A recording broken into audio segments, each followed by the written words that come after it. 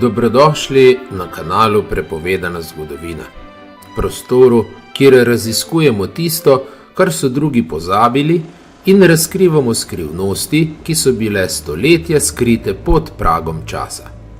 V današnji epizodi se bomo podali v eno najvznemirljivejših poglavij evropskega srednjega veka.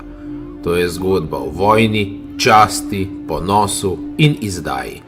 O kraljih in vojvodih, o praporih in simbolih, o srečanjih, ki so spremenila tok zgodovine. Sredi vrtinca tretje križarske vojne se prepletajo usode treh izjemnih mož. Angleškega kralja Richarda Levjesrčnega, štajerskega vojvoda Leopolda V. in koroškega vojvoda Urha II. Gorotanskega, znanega tudi kot Ulrik II.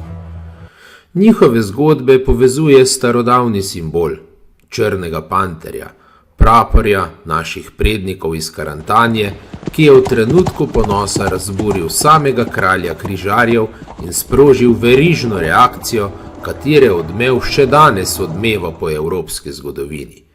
To ni le zgodba o vojni, to je zgodba o nas, o naših prednikih, o naših koreninah, o tem, kako so vojščaki iz slovenskih dežel pustili sled v osrčju svetovne zgodovine.